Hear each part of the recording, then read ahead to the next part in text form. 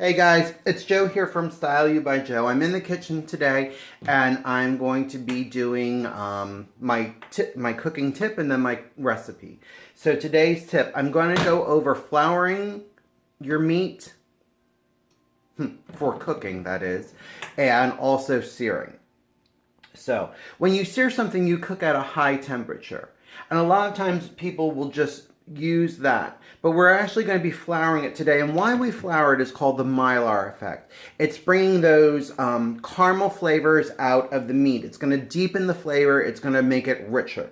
And when you do a stewy kind of dish, that's what you want. You want that rich flavor in it. So I have a dish here. It has 3 tablespoons of flour. It has a tablespoon of seasoning salt. It has 2 tablespoons of chili powder and a tablespoon of ground cumin and garlic powder as well. So we're just going to take our meat, and it's a huge piece of meat at that, and we're going to put it right in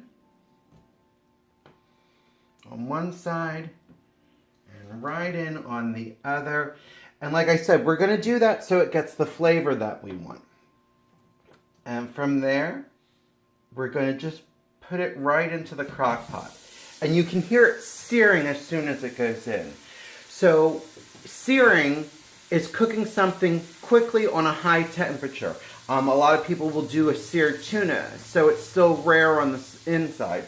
You don't necessarily want meat rare on the inside, but we're going to cook it in a slow cooker, so that's not an issue.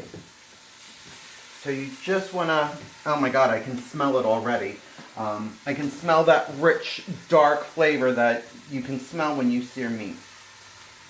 The other thing that we're going to do is we're going to add the leftover flour in the dish right to the recipe, and they're going to use that as a thickening agent for the recipe.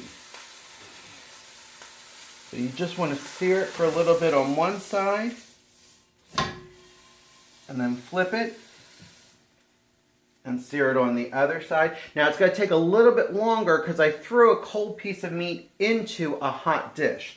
So this side will take a few seconds longer. And again, I don't want to cook it. I'm just developing the flavor of it. And what we're going to do too is we're going to sear it on the ends. I'm not going to make you wait for that, but I just want to sear it enough so you can see what it should look like. I don't know if you're picking it up, but you can hear it sizzle as it's cooking.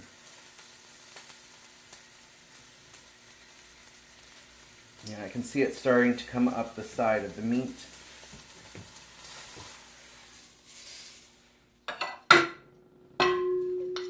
And this, my friends, is what a good piece of seared meat looks like. Now, I should have let it go a little bit longer, but again, I don't want to take too long on this video. So I'm going to plop it in for a few seconds, and I will see you back in the kitchen.